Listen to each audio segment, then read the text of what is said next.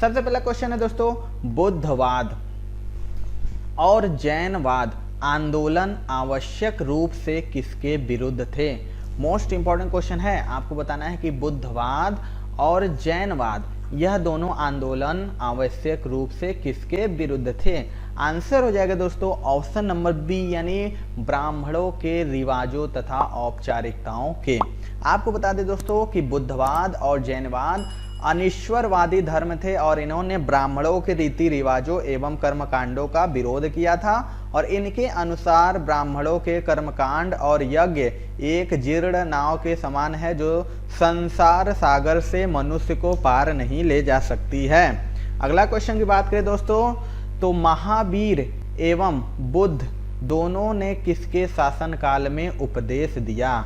Most important ये भी question है, मैक्सिमम बार रिपीट हुआ एग्जाम में। आपको बताना है कि महावीर और बुद्ध इन दोनों ने किसके शासनकाल में उपदेश दिया था?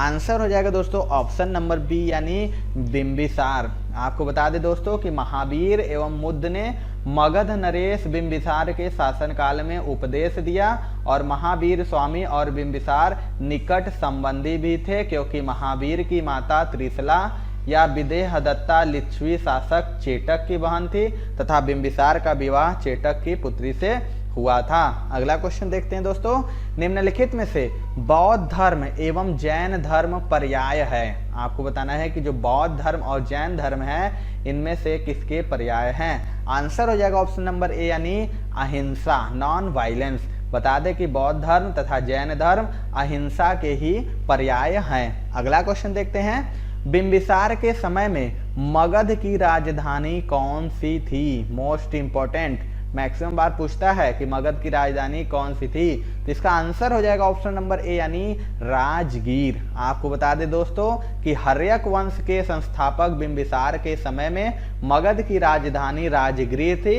और इसे गिरिव्रज के नाम से भी जाना जाता है। अगला क्वेश्चन देख लेते हैं दोस्तों, मगध का कौन सा शासक बुद्ध का समकालीन था? चार ऑप्शन है आपके पास, बताना है कि मगध का कौन सा शासक था जो बुद्ध का समकालीन था। आंसर हो जाएगा दोस्तों ऑप्शन नंबर सी, यानी बिंबिसार। बता दें कि बिंबिसार मगध में हर्यक वंश का प्रथम शासक था और यह महात्मा बुद्ध का समकालीन था और इसने भगवान बुद्ध के निवास के लिए बेलुवन नामक विहार का निर्माण भी करवाया था। आगे देखते हैं दोस्तों, तो पंचमार्क सिक्का कहाँ चलता था? आपको बताना है जो पंचमार्क सिक्का है वह कहाँ चलता था?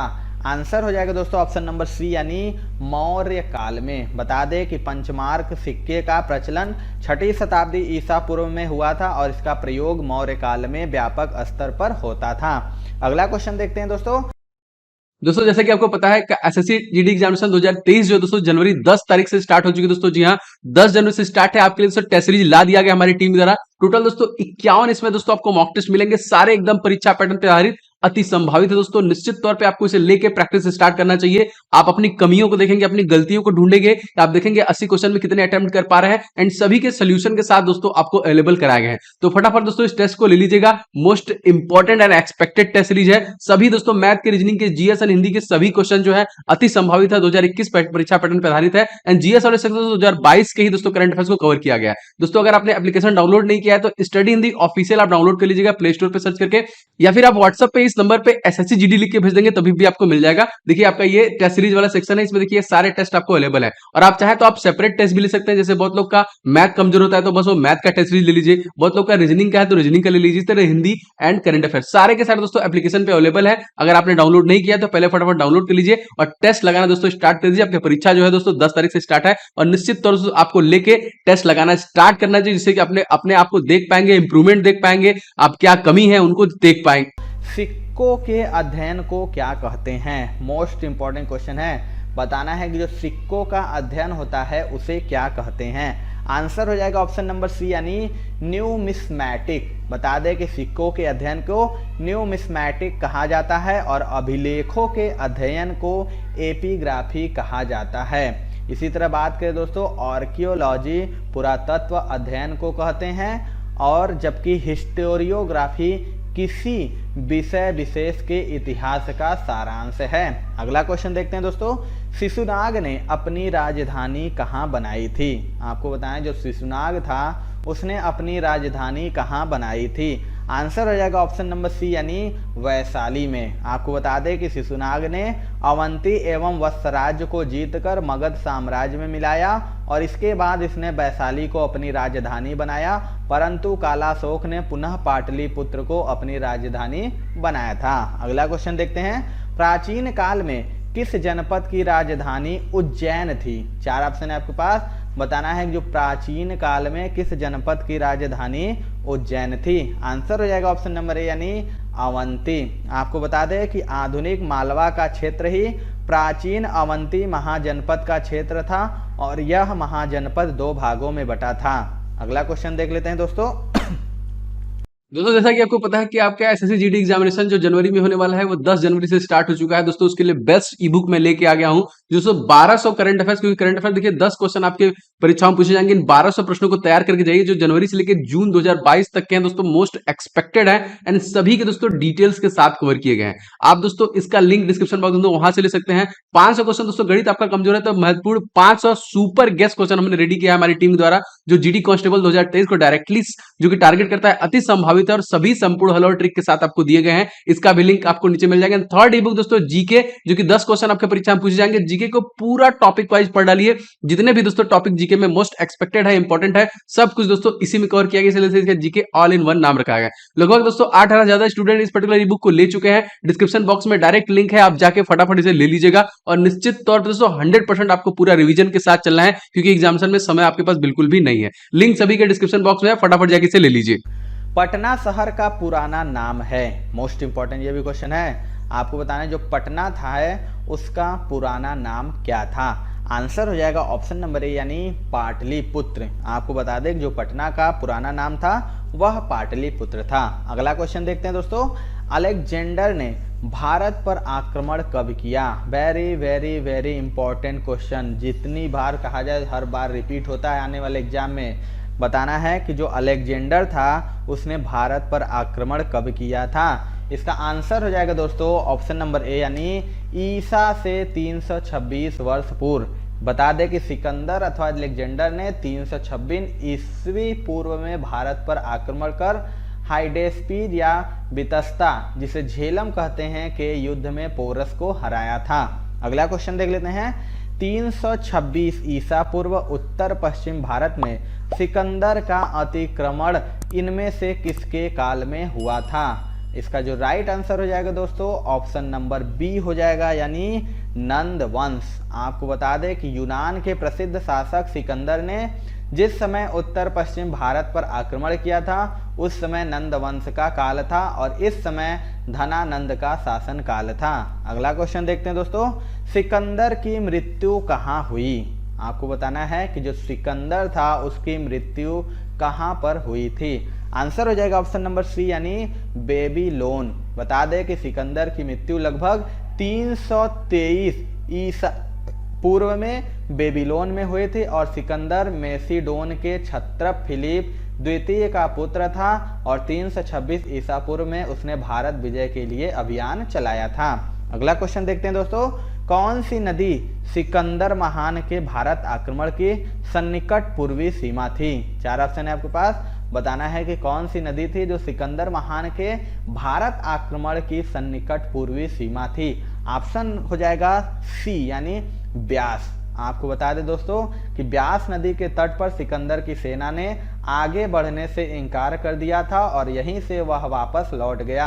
अतः ब्यास नदी सिकंदर महान के भारत आक्रमण की सन्निकट पूर्वी सीमा थी। अगला क्वेश्चन देखते हैं दोस्तों, किस यूनानी इतिहासकार को इतिहास का जनक कहा जाता है?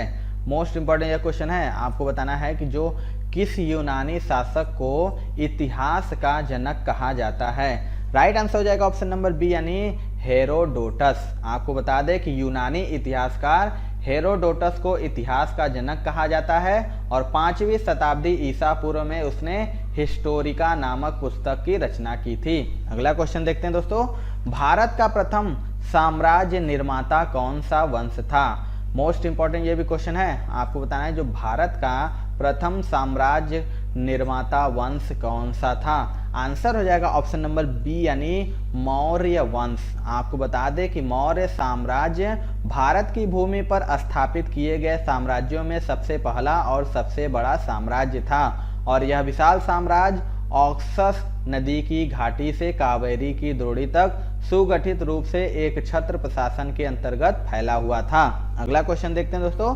निम्नलिखित में से कौन भारत नहीं आया था? आपको बताना है कि इनमें से कौन भारत नहीं आया था। आंसर हो जाएगा ऑप्शन नंबर बी यानी कोलंबस। आपको बताएं दोस्तों कि मेगास्थनीज चंद्रगुप्त मौर्य के शासनकाल में भारत आया था और फाहियान चंद्रगुप्त द्वितीय के शासनकाल में भारत आया था और वास्को डी गामा 1948 यानी 1498 ईस्वी में भारत की खोज की गई, जबकि कोलंबस ने 1492 ईस्वी में अमेरिका की खोज की थी, अतः कोलंबस भारत नहीं आया था। अगला क्वेश्चन देख लेते हैं दोस्तों, मेगास्थनीज किसके दरबार में था? मोस्ट इंपॉर्टेंट ये भी क्वेश्चन है। आपको बताना है कि जो मेगास्थनीज है वह किसके दरबार में था। आंसर हो जाएगा दोस्तों ऑप्शन नंबर ए यानी चंद्रगुप्त मौर्य। आपको बता दें कि मेगास्थनीज चंद्रगुप्त मौर्य के दरबार में यूनानी शासक सेल्यूकस का राजदूत था। अगला क्वेश्चन देखते हैं दोस्तों, मेगास्थनीज द्वारा रचित किस ग्रंथ से भारत के मौर्यकालीन इतिहास का पता चलता है? 4 ऑप्शन है आपके पास, बताना है जो मेगास्थनीज द्वारा कौन सी रचना थी, जिस ग्रंथ था जिससे भारत के मौर्यकालीन इतिहास का पता चलता है। आंसर हो जाएगा ऑप्शन नंबर ए यानी इंडिका।